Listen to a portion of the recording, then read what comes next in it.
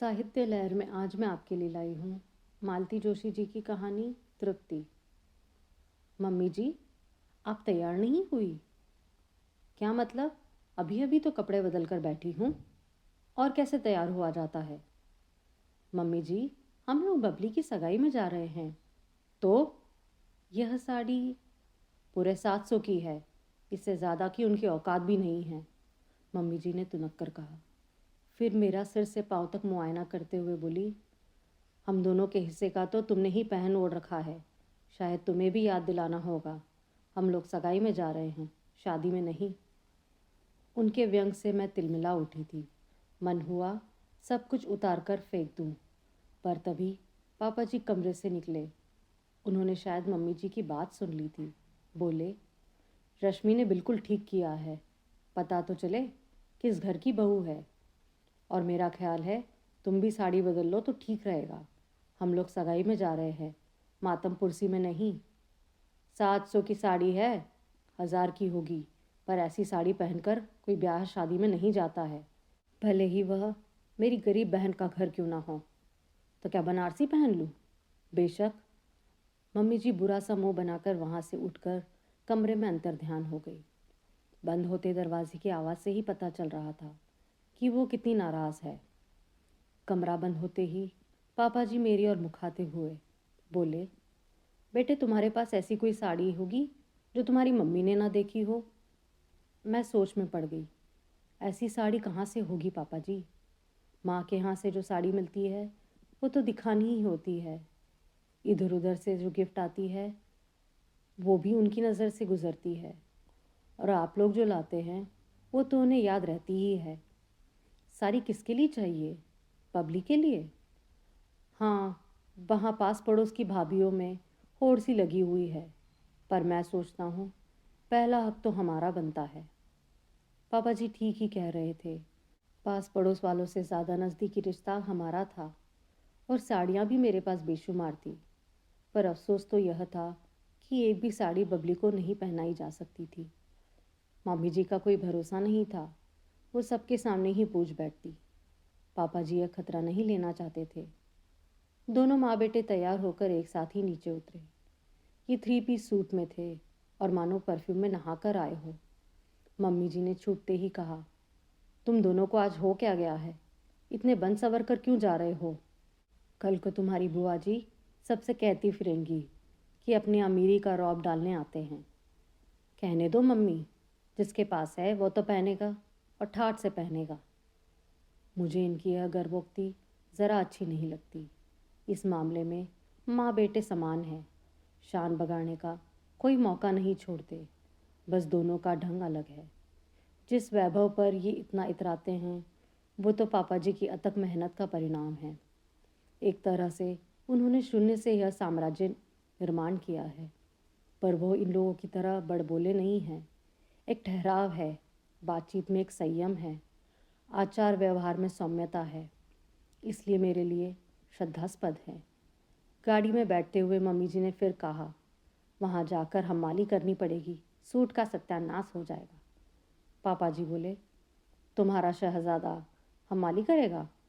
हम दोनों के हिस्से की हमाली मैं कर आया हूँ। अब तो स्वागत सत्कार ही करना है, उसके लिए यह ड्रेस ठीक है। थोड़ी देर शांति रही। फिर मम्मी जी ने पूछा, क्यों जी, लड़का क्या सच में इंजीनियर है? यह सवाल कितनी बार पूछोगी? पता नहीं क्यों मम्मी जी को यह बात हजम ही नहीं हो रही थी। जब से बबली की शादी तय हुई है परेशान सी है। मम्मी, आजकल इंजीनियर बनना बहुत आसान हो गया है। गली गली कॉलेज खुल गए हैं। लोग सोचते हैं बड़ा तीर मार लिया है, पर जब डिग्री लेकर सड़क पर आते हैं तब आटे दाल का भाव मालूम हो जाता है। बरकुरदार लड़का एमपीईबी में असिस्टेंट इंजीनियर है, सरकारी क्वार्टर है, गाड़ी भी है। मैं खुद देख कर आया हूँ। इसलिए तो मैं हैरान हूँ, इतना अच्छा लड़का इन्होंने कैसे पटा लिया। इंजीनियर दूल्हे मुफ्त में नहीं मिलते। मुफ्त में क्यों मम्मी, अपना इतना बड़ा एटीएम जो है। पल भर को मम्मी जी के पल्ले कुछ नहीं पड़ा। बात समझ में आते ही वो बोल पड़ी, मामा जी बताइए तो, कितने ढीले किए? अभी तक तो किसी से कुछ मांगा नहीं, पर ज़रूरत पड़ी तो मांग भी सकते हैं और मैं दे भी सकता हूँ। आखिर मेरी इकलौती बहन की इकलौती बेटी की शादी है। पापा जी की यही बात मुझे अच्छी लगती है। सामने वाला बहुत बोलने लगे तो दो टुक बात करके उसका मुंह बंद कर देते हैं। बुआ जी की गली में प्रवेश करते हुए सजीला शामियाना नजर आ गया। धीमे धीमे शहनाई भी बज रही थी। माँ बेटे ने एक साथ कहा, अरे वाह, शामियाना भी लगा है। पापा जी कुछ नहीं बोले, पर मम्मी जी के मन में एक बार फिर कोई बात खटकने लगती है तो बाहर निकाल कर ही दम लेती है। बुआ जी के बेटे बहू आगवानी के लिए दरवाजे पर ही खड़े थे। जैसे ही उन दोनों ने पैर छुए, मम्मी जी बोली, अरे वाह, तुम लोगों ने तो शादी की सी रौनक कर दी है। शामियाना वगैरह तान लिया है। घर बहुत छोटा है ना मामी जी, बड़ी भाभी ने विनम्रता से कहा। तभी मम्मी जी की नज़र भाभी जी के जड़ाऊ पर पड़ी। छूकर बोली, बड़ा सुंदर है, कब बनवाया? भाभी इस प्रश्न का उत्तर टाल गई और दूसरे मेहमानों के स्वागत के लिए चली गई। पर चुप रहना तो मम्मी जी की फितरत में है ही नहीं। उपस्थित आमंत्रितों को सुनाते हुए बोली, आजकल कैसी कैसी चीज़ें चली है, असली को भी मात दे देती है। एक हम बेवकूफ़ है जो पैसा भी फूकते हैं और जोखिम भी पालते हैं, लॉकर का किराया भरते हैं अलग। इससे तो यह सब अच्छा है, सस्ता सुंदर टिकाऊ। शर्म से मेरा मुंह लाल हो गया। उन्हें रोकना तो मेरे बस में नहीं था, इसलिए चुपचाप वहाँ से खिसक ली। बबली की खोज में मैंने पूरा घर छान मारा, वो तो नहीं मिली, पर बुआ जी नज़र आ गई। बहुओं ने उन्हें नई नकोर साड़ी पहना दी थी, पर उनके सीधे सरल व्यक्तित्व से वह ज़रा भी मेल नहीं खा रही थी। मैंने प्रणाम किया तो उन्होंने आशीषों की बौछार करते हुए मुझे अंग में भर लिया। हमारी ननंद रानी को कहाँ छुपा कर रख दिया है आपने? पूरे घर में देख आई, नज़र ही नहीं आई। पार्लर गई है, बुआ ने पार्लर को लंबा खींचते हुए कहा। आजकल तो हर कोई पार्लर जाने लगा है, मम्मी जी के सिवाय ऐसी बात कौन कह सकता था। वो कब मेरे पीछे आकर खड़ी हो गई, पता ही नहीं चला। मेरा खून खौल गया। किसी तरह अपने आप को जापते हुए मैंने कहा, और दिन ना सही, ऐसे मौक़ों पर तो लड़कियां पार्लर जाती ही है ना मम्मी जी? जाती होंगी, पर हमारी जिज्जी के यहाँ ये चोचले नहीं थे, चाहो तो पूछ लो। अब क्या करें, ननंद भौजाई दोनों ज़िद्दी आ गई, तो हमने कहा जाने दो, दुनिया जा रही है। अच्छा, तो छोटी भी गई है, तभी नज़र नहीं आ रही। तभी वह मुझे नज़र आ गई, बेबी और बबली भी, छोटे भैया के साथ। तीनों पापा जी की एस्टीम से उतर रहे थे। पापा जी शायद सुबह गाड़ी और ड्राइवर यहीं छोड़ गए थे। मम्मी जी ने इस बात को नोट नहीं किया, इस पर आश्चर्य हुआ। मम्मी जी ने छोटी भाभी को आते ही धर लिया। अरे वाह छोटी बहू, यहाँ मेहमान बैठे हैं और तुम बाहर मस्ती मार रही हो। छोटी भाभी ने भी जवाब दिया। क्या करे मामी जी, कभी कभी हमें भी सुंदर दिखने की इच्छा होती है।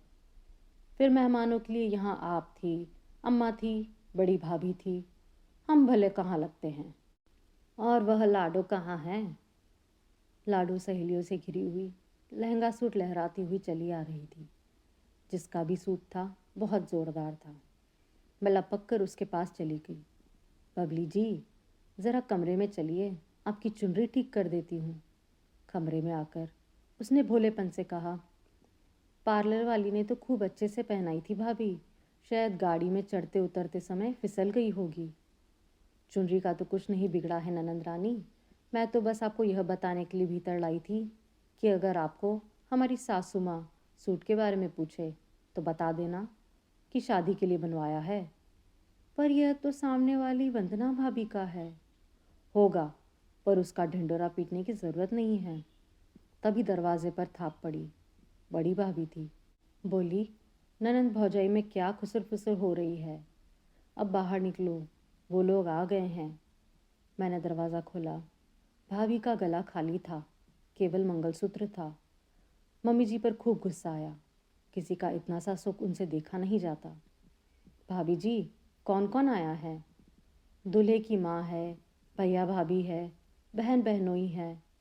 मौसेरी बहन है शायद, लोकल है। दूल्हे राजा नहीं आए तो हमें कम से कम फ़ोटो ही दिखा दीजिए। बड़ी भाभी ने अलमारी से एक फ़ोटो निकाल कर दी। उम्र ज़रा ज़्यादा लग रही थी। मैंने मुँह बनाकर कहा, ठीक ठीक है, पर हमारी ननंद रानी का मुकाबला नहीं है। रंग भी शायद 19 सा ही बैठेगा। 18 समझो, पर लड़कों का रंग रूप नहीं देखा जाता, उनके गुण देखे जाते हैं। अच्छा, मैं जा रही हूँ, तुम बबली को लेकर जल्दी से आ जाओ। भाभी चली गई तो मैंने देखा बबली तन्मयता से फ़ोटो को निहार रही थी।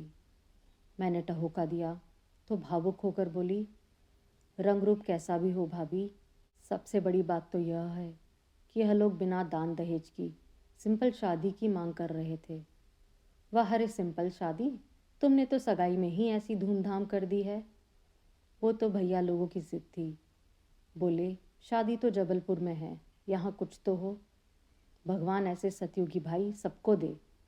बबली के ससुराल वाले संपन्न तो थे ही, संभ्रांत भी थे। उनकी वेशभूषा और बोलचाल में अभिजात्य झलक रहा था। बबली के लिए जो साड़ी और सेट लाए थे उसमें भी सुरुचि छलक रही थी।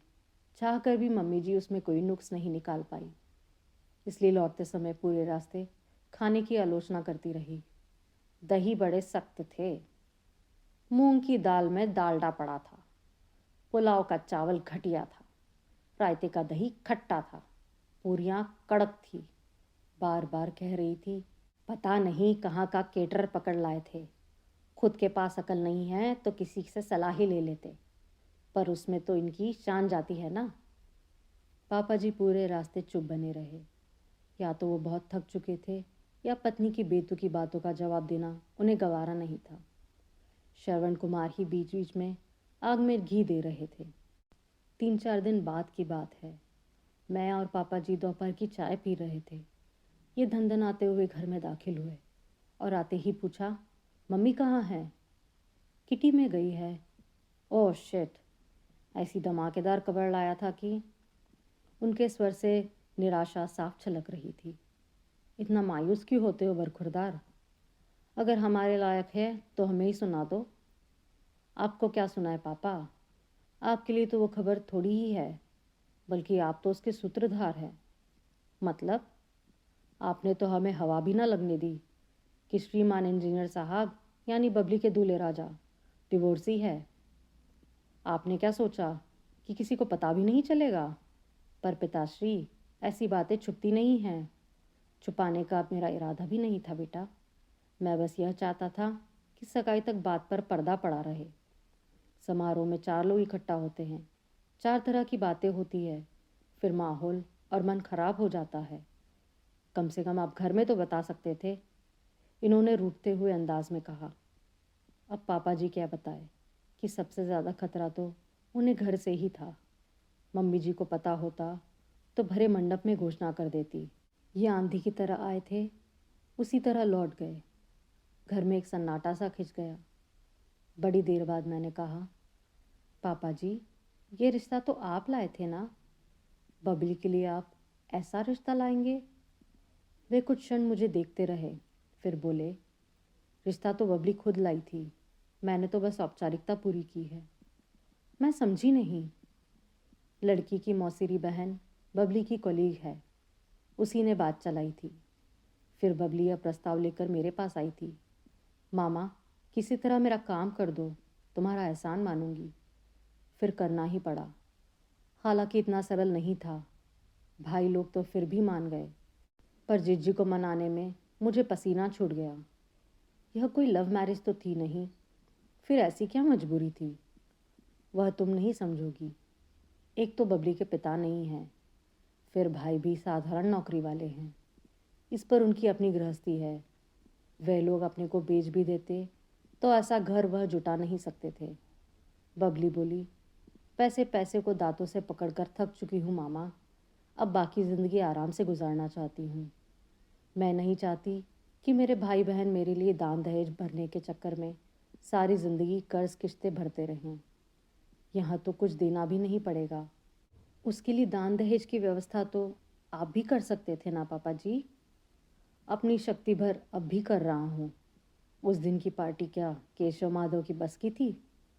पर देखो, कोई भी स्वाभिमान लड़की इस एहसास के साथ जीना नहीं चाहती कि उसकी शादी दान खाते से हुई है। पर डिवोर्स वाली बात गले से उतरती नहीं।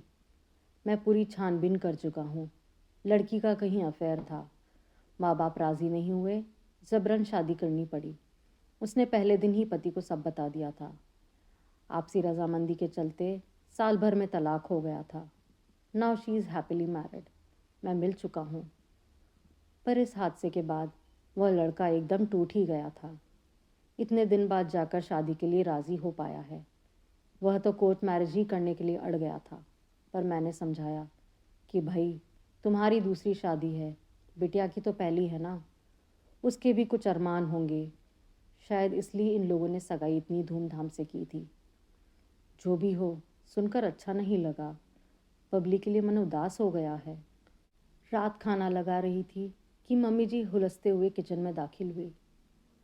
रश्मि देख, मैं कह रही थी ना, वही हुआ। मैं तो हैरान थी, इतने अच्छे लोग ऐसे वैसे घर की लड़की कैसे ले रहे हैं। अब जाकर भेद खुला। उनके चेहरे से खुशी झलक पड़ रही थी। पिछले दिनों नज़र आने वाला तनाव एकदम गायब हो गया था। आंखों में पुरानी चमक लौट आई थी और वह चमक तृप्ति की थी।